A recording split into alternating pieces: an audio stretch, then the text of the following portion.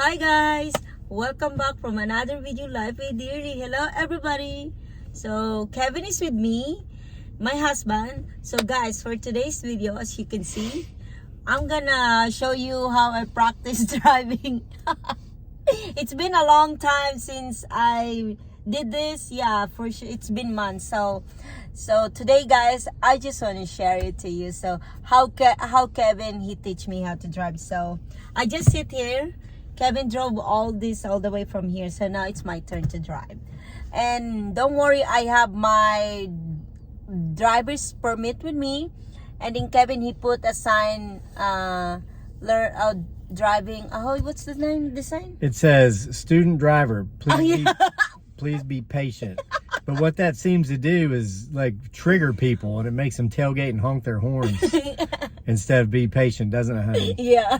We should put up a sticker that says caution, ex-NASCAR driver or something like that. Maybe they'd stay away, but it's like they're like piranha or sharks smelling blood when they see that. But yeah, they don't have patience. So anyway, so let's start. So first I'm gonna do is I'll move the seat because you know I'm so tiny, and then of course seat belt. you want to make the back of the seat go up too? No, that's perfect. You sure?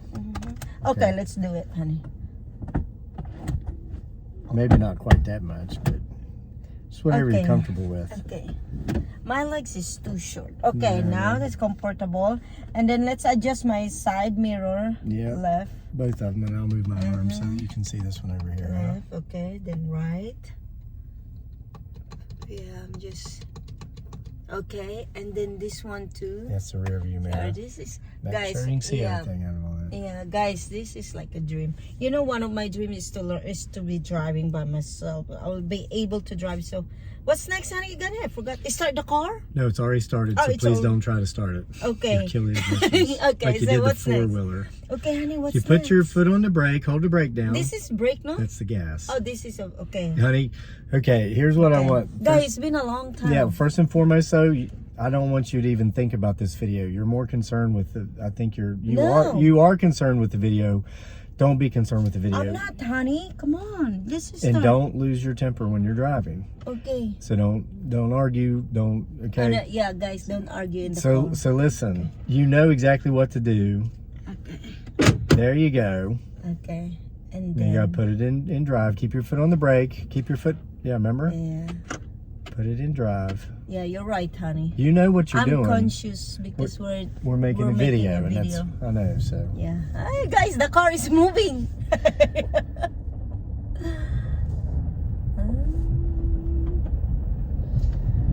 can I narrate a little bit while you're driving? Yes. You focus on the road, huh?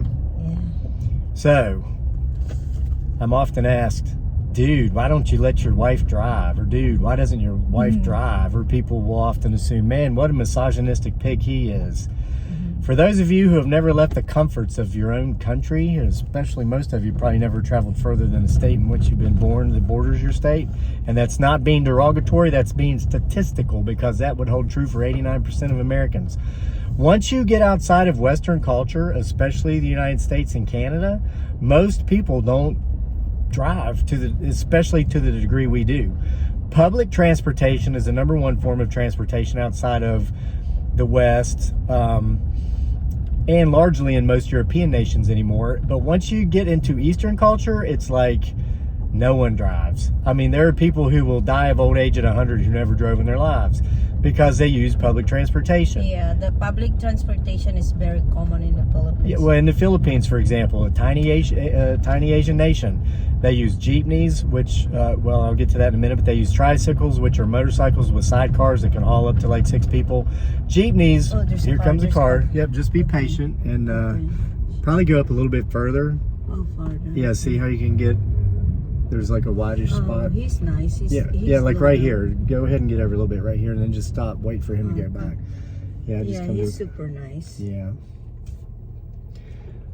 Yeah, we're practicing out here in the country because the folks typically are not as high strung as the folks in the city. All that stuff coming up on us with the caution student driver, please be patient. That stuff happens in Charlottesville. Out here in the county and in the country, that doesn't happen. but tell them I drove once in the city Yeah, you did. when Yeah. we drop off Daniel to school. Yeah, and then as soon as you pulled out on the road. Oh my God, I got flip off. Yeah, flipped Yeah, off, honked at. As yeah. soon as we pulled on the road, I got flip off. and the car that was back there was so far back. It was going. It was some 20-year-old punk who's Yeah. probably controlled They're by like beeping. his mother and his alpha female, and he saw an opportunity to just be aggressive. I've got this theory that if you want to see people's true personality, if you really want to find out who people are, put them behind the wheel of a vehicle. All right, so I was just going to, honey, you're doing great. Keep it up. Thank you. Quick history on jeepneys. History lesson on jeepneys. After the U.S. left the Philippines in World War II, we left all of the Jeeps behind from the Army because it would just cost too much to bring that stuff home than it was worth. So the Filipinos, who are very industrious, found that if they chopped the back off and extended it, put like a bleacher seat on it, they could haul more people, and that became their number one form, and to this day is their number one form of transportation. They're called jeepneys. Now they extended the axles and they're made more like buses now, but that's where the original jeepney came from. So they've got about 120 million people on a landmass that if you squeezed all 7,106 islands together, they'd be about half the size of the state of Texas. There's no possible way everybody could have cars, so they don't. It's overpopulated. It's overpopulated. Then you've got the financial issue of cars are expensive. It's a third world, very poor nation anyway. So jeepneys can haul about 20 people, and that's the long version. Tricycle is 6. Yes, tricycle 6. So that's the long version of, dude, you're a misogynistic pig. Why doesn't your wife drive, you misogynistic pig? And also, that's just it's not just the reason too. That has nothing to do with it. That is not the reason. That is because you come from a place, I mean, once you leave America, not everybody drives. Yeah. Now, were you going to say you were scared? Yeah, I was scared. Actually, guys, when I got here, that's one of my dreams to can drive, but I got so intimidated. I'm not scared of driving. I got intimidated in the written test, the exam, because it's just super hard. I reviewed that for I did like review it on and off for years, but last year I told myself this year is I'm gonna do it, so I reviewed it for 6 months. Yeah, because you know the written test is English and my first language is not English, so I'm struggling to understand what's the meaning of this. Yeah, I when I ask Kevin a question, I want him to explain it word by word into my language sometimes, because I just don't understand it, and I need to understand this. You know, there's so many traffic signs, traffic rules, so that's part of the test. But thankfully I studied it for 6 months and then I passed. And then okay, I'm not scared of driving. Yeah, I get excited when I asked Kevin, I want to drive, I want to practice today, and then he said, okay. Yeah, I'm not intimidated or scared compared to the written test. The written test, guys, it just stressed me out so much. Yeah, I'm scared for her. I'm the one that's scared for her driving, but it has nothing to do with her driving. When we go on these drives, she does excellently. She does perfect. It's like she's been driving her whole life. What scares me are the a-holes out there, because I know how they drive. I've been driving here, and it's different. I left America 15 years or so ago, was gone for 6 or 8 years, came back. Things are different. People are not, you hear this whole push about being kind, it's free. I think that's come around because of necessity, because so many people just are not that way anymore. When I left the country almost 20 years ago, people just did that and it went without being said. And if they did, but now it's like they tailgate, they're on the other side of the road, wrong side of the road. Angry drivers. So many angry drivers, because I think there's so many people who are just angry. And like I said earlier, you put them behind the wheel and that's when you see their true character come out. They're behind the wheel of the car. They think they're alone because they are in their car. It's like it's a different world on the other side of the windshield. Yeah. They're not posting what they're doing onto social media. Kevin is a very good driver. Well, yeah, but it's like they get to be themselves while they're in that enclosed atmosphere and behind that wheel, and they're a-holes because they are so frustrated and angry.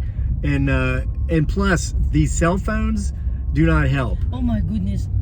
Kevin and I, we saw a lot of people, young, old, middle age, they're using cell phone while they're driving. And then when Daniel is with us, we always told Daniel that don't ever do That's that. our son. Yeah, that's our son. Because you know, our son is how do you say that in English?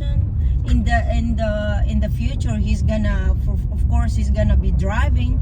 So yeah, we teach him in a young age the things that he's not supposed to do. Well, it's like I no longer regularly run or mountain bikes. Oh, yes. Bike on roads that for years I have regularly run and mountain biked on, because I have nearly been killed so many times by drivers who never knew I was there and never knew they almost killed me because they were on their cell phones when it happened. Yeah. At first I thought these people were trying to run me over on purpose. How could they not see me? This is some passive aggressive BPD crap going on here.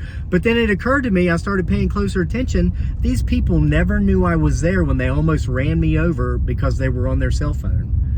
That's why I'm scared for her driving, because she can do everything right. The saving grace is that we own a very large Dodge Ram 1500 four-wheel drive pickup truck, so that when these people who were doing this in their little hybrid half electric cars on their cell phones run into her, they will be the ones who suffer the consequences of their stupidity and irresponsibility, not her.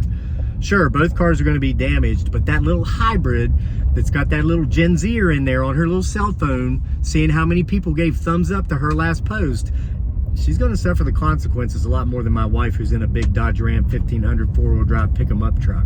Yeah, and I hope that's never. I hope it never happens too. But you know, we've seen a lot of angry drivers. Well, you got the 50, 40, middle-aged over, they're angry. They're just angry. But below the, and a lot of them are on cell phones. But the younger people, they are so on their cell phones. They are just writing books while they're driving down the road. Really, it's scary. And yeah, I know the state of Virginia where we lived, and years ago I was living in Washington State. They were one of the first states to do it. They made it illegal to use handheld devices while you're in your vehicle. Oh yeah. People just don't care. I mean, they just don't care. They still do it anyway. Yeah. By the way, hon, you've been doing perfect this whole time. Oh, thank you. Because you teach me. Aw. Finally. You give me all the credit. Finally, huh? I'm able. What you call this? I'm be able to do this. Oh yeah, just a matter of time. And we're thinking about buying a smaller car to make it a little bit easier for her. But again, I'm concerned about issues of safety.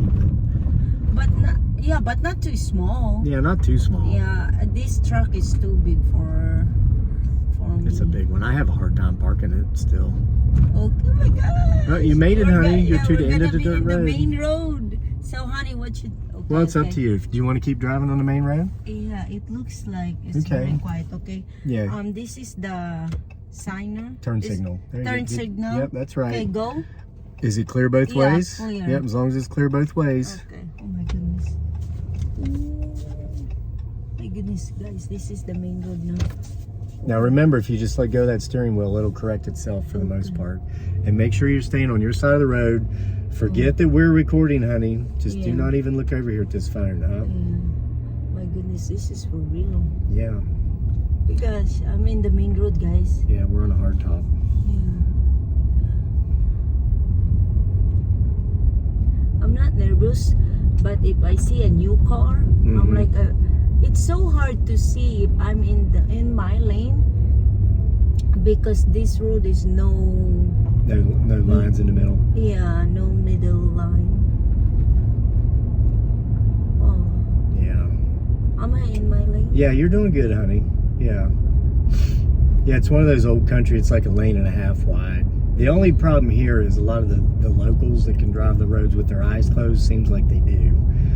The speed limit's about 35 out here. I think most of them do. Yeah, Kevin and I, we stop running in the road, biking in the road. We don't do it on here. The generational locals, as I call them, they'll do 50 to 60 on this road. I almost got run over many times. Yeah, too. they cut the turns. So like they go over on the wrong side of the road to cut the turns and make it shorter. I mean, I don't do it. I won't do it. I don't care how long. I mean, we've been here 6 years. I know the roads pretty well too. I mean, I used to run. I won't run here anymore because of them. And they don't move for you. Their attitude is, hey, my car is bigger than you and your little tiny running shoes, so you either get the hell out of my way or I'm going to kill you. I guess it saves them about 12 seconds on their journey to cut the turns off like that.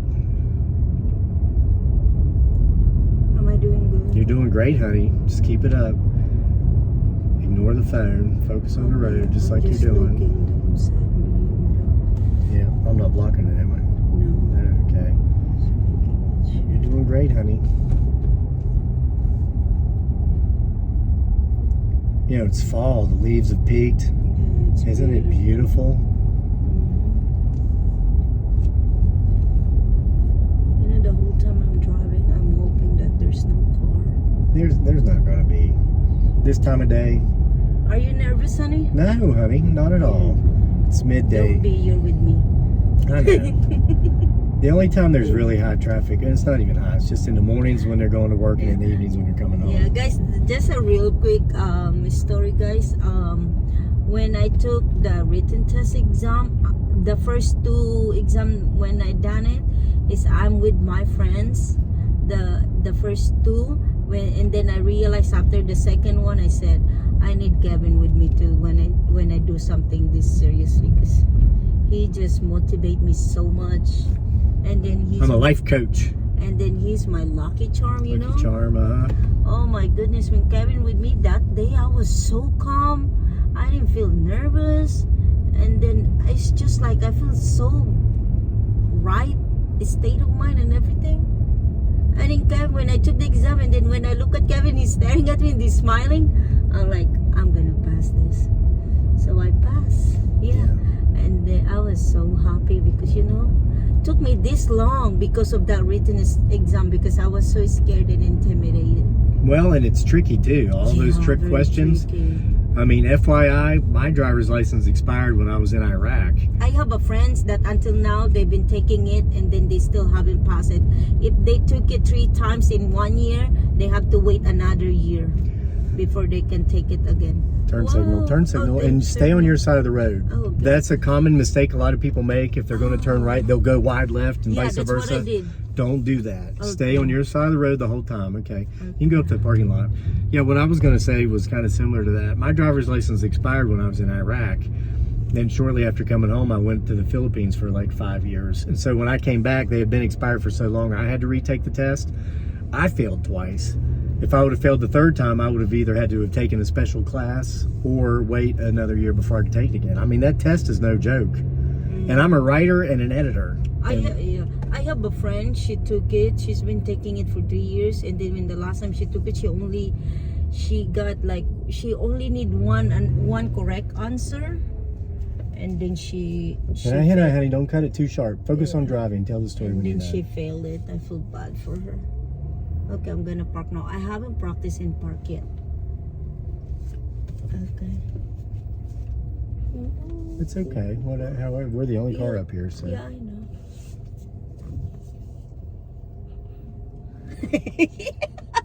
I think Honey, I didn't park good. That's but, okay. Yeah, but I'm done. put that in park all the way. Set the park brake. I'm gonna smush it down. Yay! Yay! Good job, honey. I made it feel my hands. It's cold. Yeah, because of the air conditioner. Oh, It's okay. right there beside where your hands Yeah, are. wow, guys, we're here in our destination that we want to be. So yeah, so guys, please rate my driving, and then rate my instructor too. So I hope you guys enjoyed this video, and thank you guys so much for watching, and I hope I'll see you next time for more. Bye bye.